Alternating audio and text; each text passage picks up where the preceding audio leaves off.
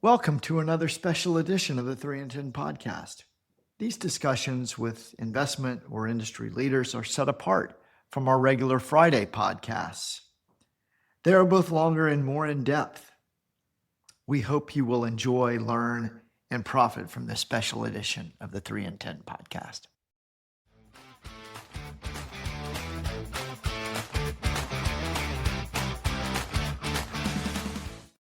Welcome to another 3 in 10 podcast. This is a special one. I am your host, Scott Slayton, Chief Market Strategist and Partner at Capitol Creek Partners.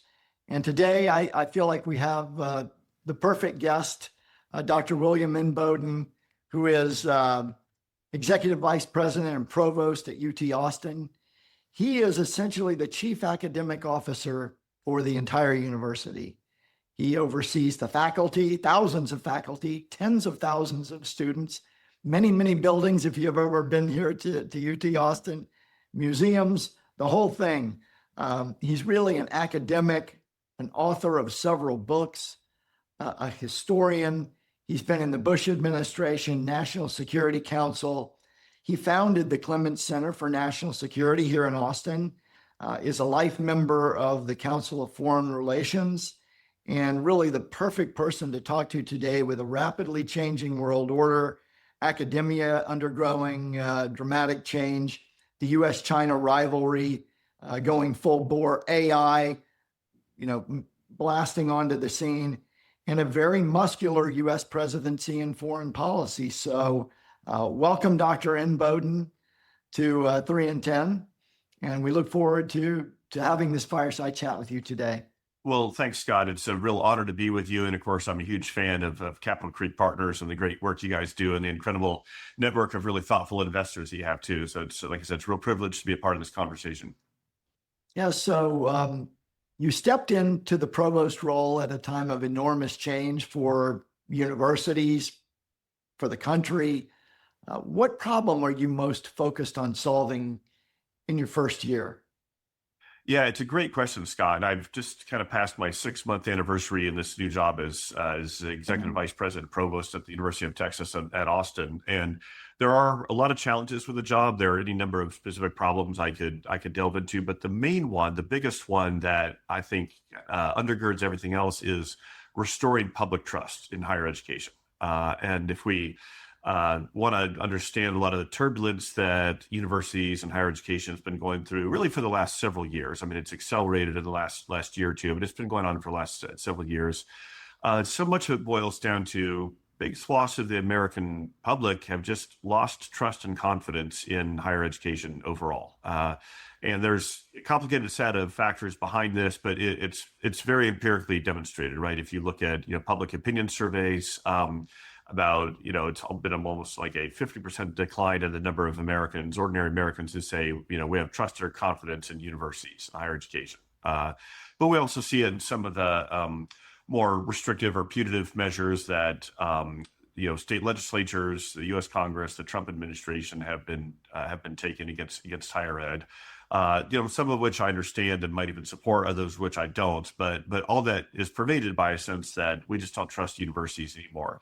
And so what I'm trying to do here at UT in conversations with our deans and our faculty and our students and other university stakeholders is help reorient us around, hey, even if we may not like some of the challenges buffeting higher ed right now, we need to take ownership of our part as universities and what we've done to lose public trust, and how do we restore that?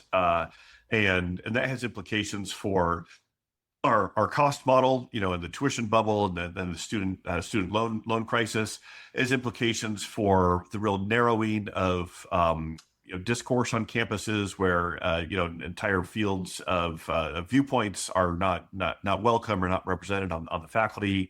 Has implications for erosions of free speech on campuses, which normally should be bastions of that. Any number of other specific areas I could say, but the fundamental factor there is we've just lost that public trust. And I think restoring public trust begins with university employees, especially our faculty and fellow deans and administrators, understanding that our stakeholders are the American people. Like, our stakeholders are not just our fellow faculty. It's not even just our students, but it's our donors, it's our alums, it's the state leaders who appropriate our money, and the regents who govern us with their oversight. And it's all the American citizens and taxpayers here in Texas. It's certainly the citizens of Texas and across the country. They are stakeholders too, right? They provide tremendous benefits and privileges to universities, whether on the financial front with our tax-free endowment growth, and tax-free donations, and the tuition subsidies, and the legal protections we enjoy for academic freedom, and all those things. All those come from the American people. And I think too many universities have just lost sight of, hey, we have to be responsive to the American people. We are not universities that happen to be in America. We are American universities, right? That may sound like a truism, but there's a lot of meaning in that. And if you understand we are American universities and we need to be serving our country, that is a fundamental reorientation that I think is an essential first step to restoring public trust. So that's the big overarching theme that or problem I'm really trying to tackle. And I got to say, our president, Jim Davis, is a really inspired leader on this as well. It's an honor to be his deputy and to work in tandem with him in trying to lead a campus conversation, even lead a national conversation on this, but also take some specific steps to show that we want to be worthy of public trust. We want to earn that trust back, because it is hard to earn and it's easy to lose. When would you say this began to go awry? Was it 30 years ago? Was it just recently? How did this happen, and when did it begin? Yeah, no, it's a great question, Scott. And of course, my academic training is as a historian. So we historians are always tempted to say, well, it starts in the medieval times when the university was first invented. Don't worry, I won't go there, right? But the more immediate crisis of trust facing American universities now, it didn't start with October 7th. It didn't start with the Trump administration, right? It does go back, I think, probably 50 or 60 years, and certainly more immediately about 30 years ago. And that's when I think a few things started to happen in universities. And I've written about this elsewhere. For me, I entered graduate school to do my PhD at Yale in 1998. And that's when I first started to see some of these challenges and problems. And I'll just highlight a few trends that started 30 or 40 years ago and have accelerated since then and have burst into public view more recently. So one was universities abandoning the teaching of Western civilization, right? And that's there. Obviously, there's a lot to unpack there, but in brief, it used to be a core part of any general education curriculum that you take at a university, no matter what your major was, that you'd do some foundational classes and the great books, the great texts that have been the foundation of what we could call Western civilization. It's not a perfect civilization, of course, as its flaws, and universities are very good about pointing out the flaws, but there's also, I think, some real richness and uniqueness and incredible value in that heritage. And so when universities started becoming a little more radicalized and abandoning that, that started to disconnect their university's connection with the American people, in a sense of part of our role is to preserve these aspects of our civilization. So that would be one.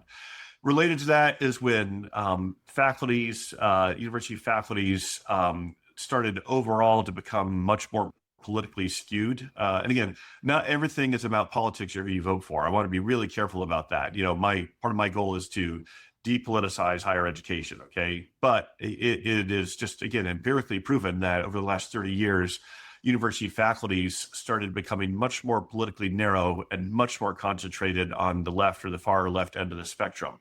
And I'm pretty strong in academic and freedom and free speech. So I think, wherever you fall on the political spectrum, you should be welcome to voice your views at a university.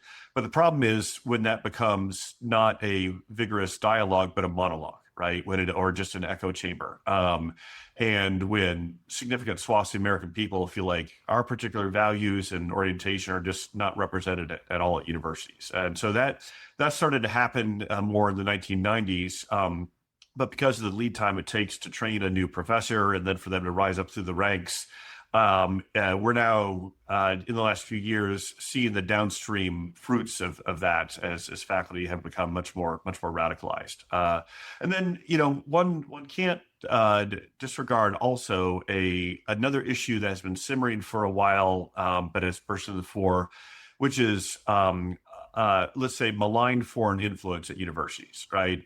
So hostile nation states such as Iran or China, who've been quietly for the last couple of decades funding some research programs at universities, funding some student activist groups. And again, I try to be very clear. I love the international aspect of universities. I want to be as welcoming as possible to international students and scholars. Okay, that really needs to be put out there, and we've got real strengths in that at UT. But when when universities have turned a blind eye to some of those governments, don't share American values, they don't even share the traditional values of academia of open discourse and free speech, but have an agenda, whether it's information operations or pushing in sort of ideological viewpoints that are hostile to America or hostile to Israel or hostile to allies, or also just engage in old-fashioned espionage, right? Trying to steal our technology and so on. Universities have been just too blind to that, and that has also eroded public trust. And so that's why I'm also, and President Davis is very strong in this as well, encouraging everyone at UT to remember, again, we are an American university, and we want to be an American university that is welcoming to international students and scholars, but only those who will align with our country's values and be here to help add to those, rather than be representing a hostile foreign power. So that's another trend. And so all those have come together in the last couple of years. You've got a lot to deal with over there at UT. But I want to ask you about some of the significant drops in research funding from the federal government. How will these cuts impact U.S. innovation and growth long-term in the years ahead? Are you concerned about this, or is this a temporary cutback in your opinion? I am concerned about it, but I'm feeling cautiously optimistic that we're kind of on a path to restoring those right now. So I'll unpack that there. But first, let me say, since for the previous part of our conversation, I've been fairly critical of universities. I think your listeners have heard that. This is a good segue to emphatically say, I love the American university, right? I would not be devoting my professional life to this or in this leadership position if I didn't really believe in the American university model. We have become the envy of the world and the crown jewel of the American education system for good reasons, right? The research innovation that universities produce in any number of fields, healthcare, technology, entrepreneurship, agriculture, has provided tremendous benefits for the American people, for our economy, for our livelihoods. So much I could say there. And similarly, there's a reason that it's still a big part of the American dream to get a 4-year college degree, right? That is one of the single biggest predictors of upward mobility and life stability and prosperity and success. And so for all the problems of universities, we're still doing some fundamental things really, really well. And this touches on the federal research funding question. It is no coincidence that the ascent of American universities to become the leading ones in the world really started in the 1940s and 50s, when the federal government started providing a lot more sponsorship of research at universities, especially in the science, technology, and engineering fields. And that's been a really important partnership for the last several decades. The National Science Foundation, National Institute of Health, the Pentagon, the Department of Energy, so many others have provided billions and billions of dollars of research funding to universities.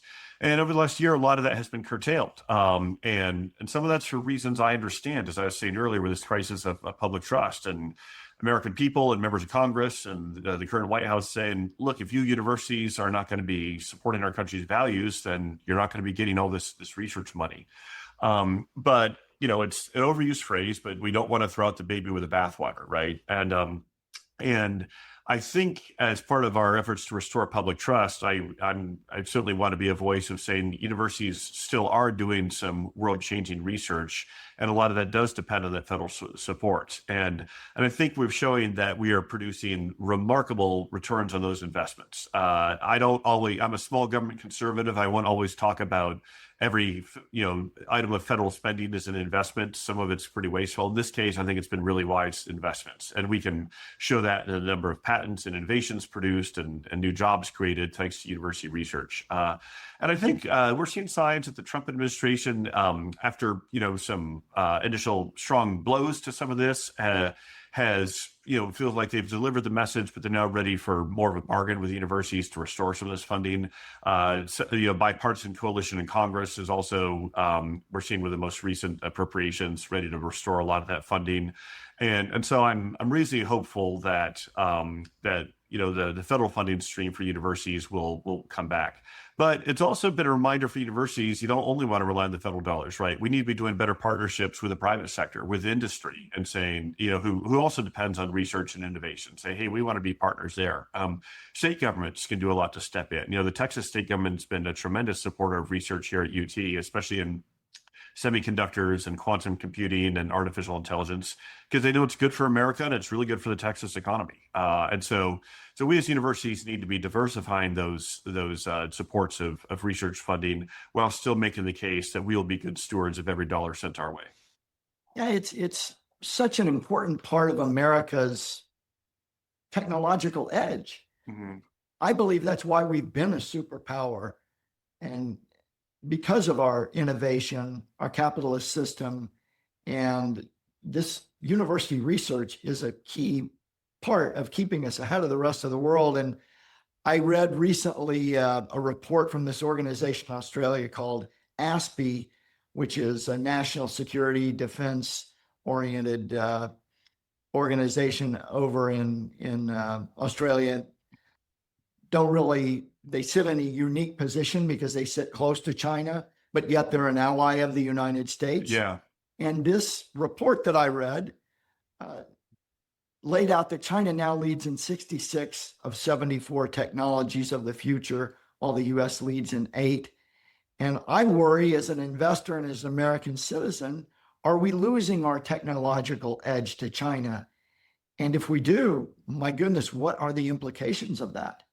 Yeah, no, I worry about that too, Scott, very, very much. And here's where I'll do a quick little detour into history and then bring it right back to this very present question today. Since, as you know, in my academic role, I'm a historian of American foreign policy, especially the Cold War, and I've written on this in my book on President Reagan's Cold War strategy.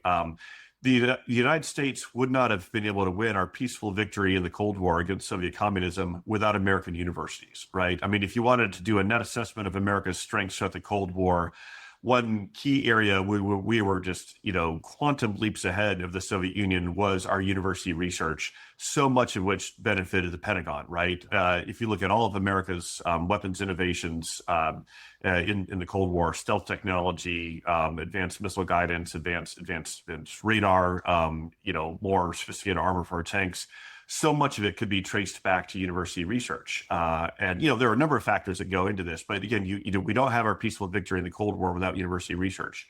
So now we're in this, new Cold War with China. And guess what?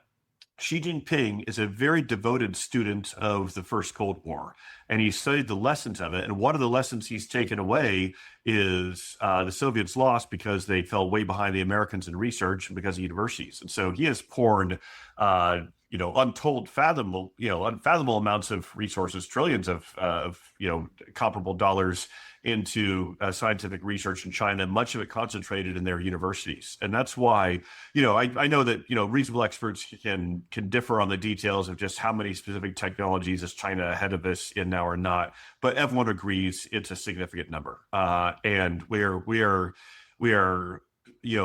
the few areas we do maintain a lead, it's slipping, and other areas that we fall behind, we're really falling behind. And that has created certainly a sense of urgency for us here at UT. I mean, I'll just mention we're about to start a new material science department in our Cockrell College of Engineering. We're about to launch a new school of computing in our College of Natural Sciences to dramatically increase our Department of Computer Science. We're doing that for a lot of reasons. We want to educate the next generation of Texans in the workforce and support the American economy. But it's also because we understand the competition with China, and that China has gained a real edge in a number of these critical subfields, and we as universities need to get back in the game there for that competition. The good news is I still over time believe much more in the American system than the Chinese system of kind of state directed control and research. A lot of their technological advantages they've gotten through espionage and theft, through stealing our technology. But then once they steal it, they improve it, right? So we've got to give them credit. It's not just from espionage. So we're now getting back into the game. As I just returned from Washington, a couple of days of meetings on this new Genesis mission, the Trump administration's big new initiative for artificial intelligence and enlisting universities to be better partners in this, because we see that we're losing the edge to China on that. So the bad news is we're falling behind. The good news is we're aware of that, and we're getting much more serious about it as a country. And we do have the resources and the system to be able to regain our edge, but it won't come through complacency. Yeah, that's a great answer and such an important question. Without the technological edge, how do you maintain your status as a superpower? Yeah, that's big implications for our economy, for our military, for our soft power and influence in the world, and everything flows from that. And for so many years, we discounted China as a maker of simple goods, but they've been moving steadily up the value chain. And now I was so amazed that after COVID, they came out, well, they're leading in autos by a lot. I mean, they can produce a great $15,000 automobile that is largely self-driving. Yeah. They're leading in robots, batteries, solar. Batteries. Yeah.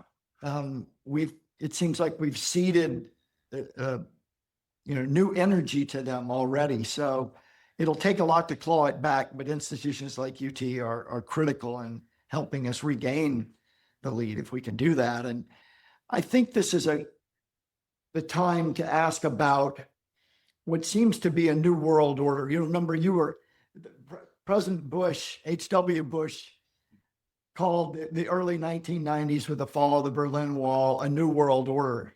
Yeah. It now seems like we're in another new world order. And at Davos back in January, we had Mark Carney say, we don't know where we're going, but we know the old world order has ended. Rishi Sunak said the same thing. Europeans seem to feel like we're really in this new world order. And so I have to ask you, someone who studied history, someone who's deep in academia, who's written books on the presidency, are we in a new world order? And if we are, what does it look like, and who will lead in this new world order? Yeah, boy, that's another greit question, Scott. And so much so I'll try to unpack it at a few angles, but still keep it brief. I think I'll give my bottom line up front. Is I'm aware of Mark Carney's speech and a number of the other provocative speeches from Davos and elsewhere. I'm not yet ready to say that we are actually in a completely new world order, that the old international order is gone. Rather, I think we're experiencing some pretty profound dislocations and adjustments still within the existing world order. Doesn't mean that we might not eventually enter a totally new world order. I wouldn't rule that out, but I thus far I'm not ready to say we're going there. And I'll give a few more details on that. The first is, again, speaking as a historian. So the current world order, if you will, was largely led and created by the United States and our allies at the end of World War II. Okay, and its features include a pretty open international economic system undergirded by the IMF, the World Bank, and the dollar is the main reserve currency. A fairly open maritime order undergirded by American power, so that that the free supply chains are relatively secure, the free flow of goods and services. American military dominance being, one of the main underwriters of global security, and then a network of American alliances, which are both trade partnerships, but also security partnerships, especially in Europe and Asia. And so those are the main contours of that.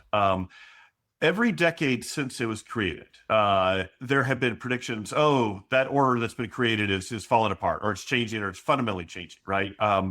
And so anytime there are, in a current moment, more predictions that order is changing, I always, have a little bit of a cautionary note. We hear this story every decade. The particulars change, right? I mean, in the 1970s, the big prediction was Japan is going to displace the United States as the dominant new global power. And at the time, if you're projecting forward, that was not an implausible thing to say. I mean, listeners might think that was, now that's crazy, right? When I graduated from UT in 1988, it was considered a virtual certainty that it really went to work for the Japanese, and many of my fellow students went to work for Japanese multinational corporations.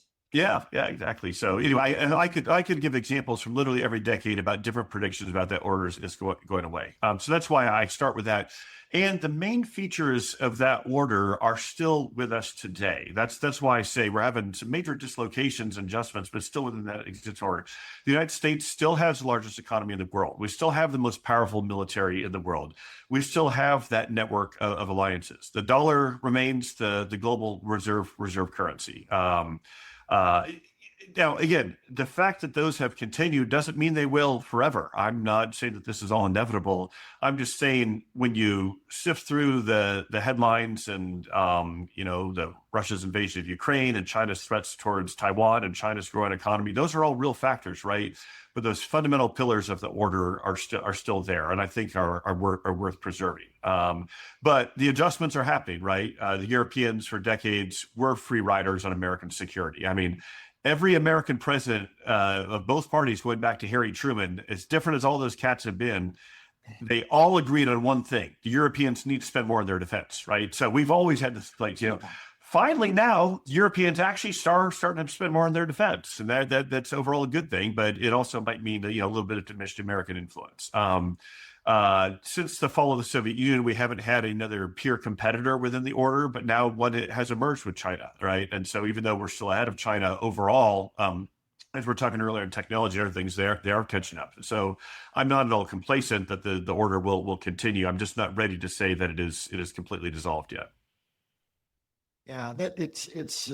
I think we all know that it's changing, and it's hard for us to know where we're going, and it'll take years to play out. Yeah. Another geopolitical question I feel the need to ask on this day is: we're sitting with significant amount of military assets in the Middle East right now, and diplomacy is taking place between the U.S. and Iran. But Iran's in a relatively defenseless position, as we saw last summer.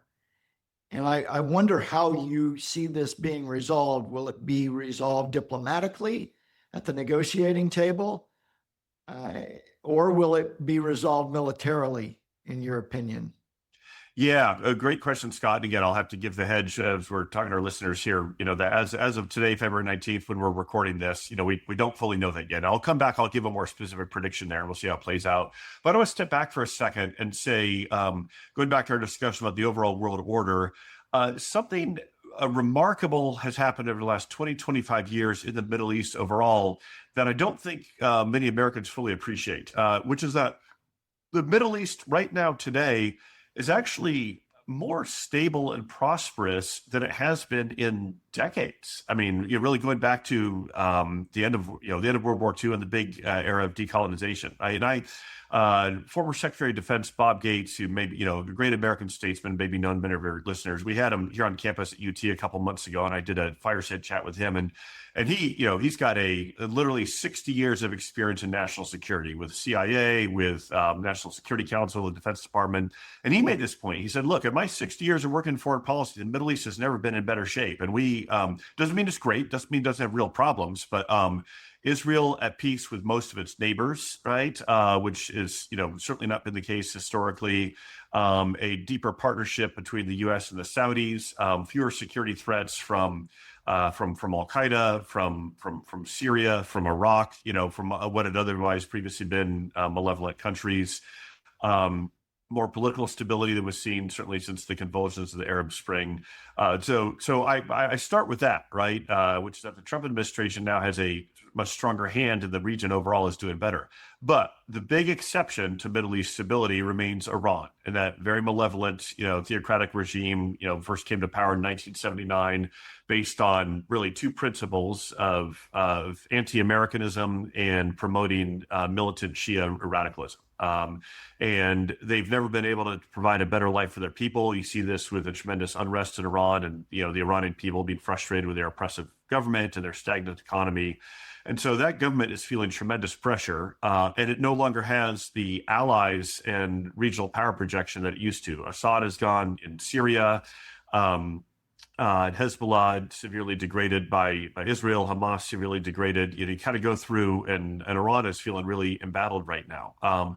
But they still have ambitions of restarting their nuclear weapons program. They still want to project terrorism throughout the region. And here we are today, and the Trump administration is doing a massive military buildup. We know they've been willing to strike Iran as they did last June. And the big question is this just coercive diplomacy, right? Is it a big bluff to threaten an attack on Iran to bring them back to the negotiating table? Or is there actually going to be a military strike on Iran? I don't know. Okay, I've got to say that. And I'm not even sure if President Trump himself knows yet, right? He likes to preserve options. Okay, so maybe he's already decided, but I actually think he's, that said, I will go out on a limb here and make the prediction. I do think it's more likely than not that sometime in the next few weeks, the United States will launch military operations against Iran. Won't be a ground invasion. No one's talking about ground troops there, but if we do it, it'll be air and missile strikes from our Air Force and naval assets in the region. They're formidable.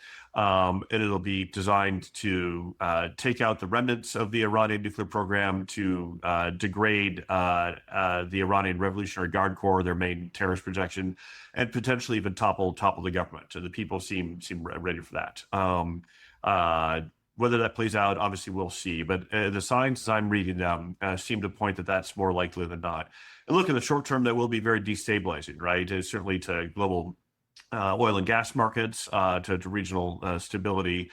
But we need to remember that the source of the destabilization in the region is that regime itself. And if it could lead to a less bad new government coming to power there, or even a better one over time, that would be a better outcome. But as we know from Iraq and Afghanistan, those kind of operations can be really messy. I've been surprised. I was surprised last summer and even today that Iran's supposed allies, China, Russia, North Korea, have done nothing. They've really said nothing and done nothing.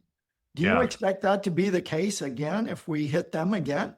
Yeah, I think so, right? It's partly because Russia and China have some of their own internal challenges, but also they've seen the Trump administration willing to take pretty decisive military action against Iran last June, against Venezuela more recently, and there wasn't a whole lot they could do about it. And your thing is Russia and China, Putin and Xi Jinping, they don't, in their heart of hearts, actually love Ayatollah Khamenei, right? They don't love this regime. It's been more of a kind of a partnership of convenience. Russia relies on Iran for a lot of drone supplies, China for a lot of oil and gas, but as long as they can find ways to preserve those interests in a new regime, they don't see much interest, I think, in intervening to bail these guys out. So, and I think that the Trump administration realizes that too. Would you see Israel coordinating with the U.S., or would it just be a U.S. only operation? Yeah, that's a good question. I think it's one that the U.S.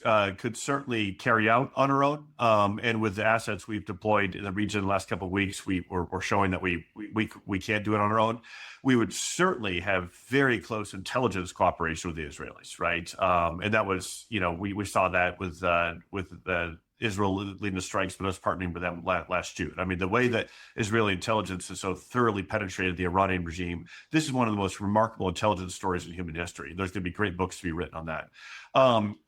Would Israel also want to join us operationally? Potentially. It wouldn't surprise me if they did, but it wouldn't surprise me if they didn't. They're still their military has been under great strain from a few years of the Gaza war and their past operations against Iran. And so they are replenishing their stocks and looking for some more domestic stability.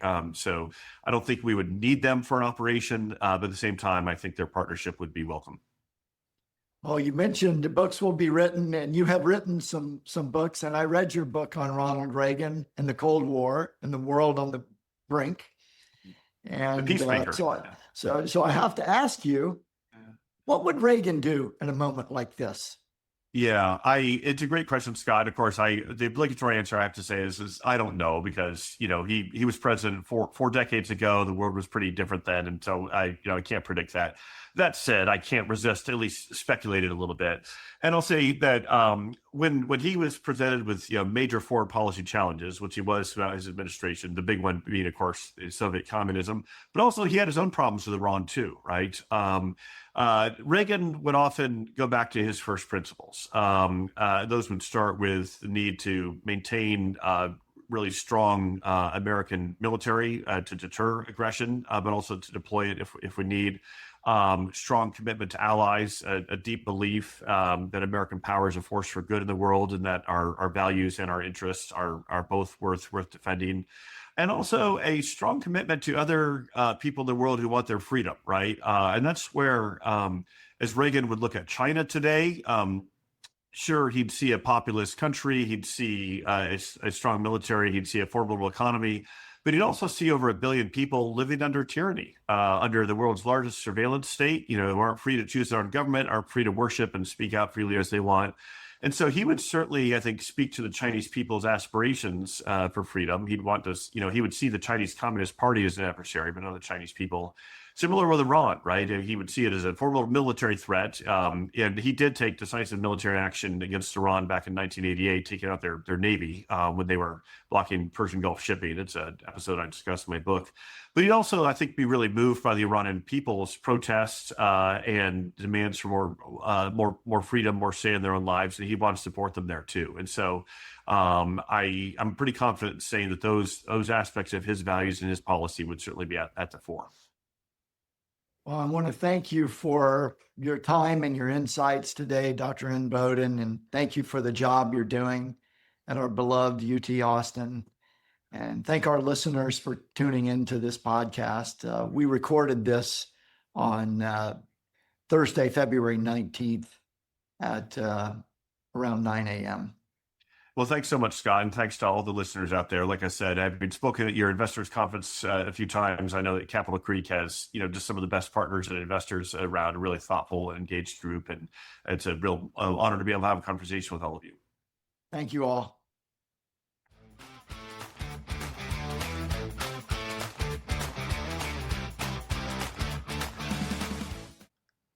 The information in this podcast is educational and general in nature and does not take into consideration your personal circumstances. Therefore, it is not intended to be a substitute for specific, individualized financial, legal, or tax advice. To determine which strategy or investment may be suitable for you, consult the appropriate qualified professional before making any final decision.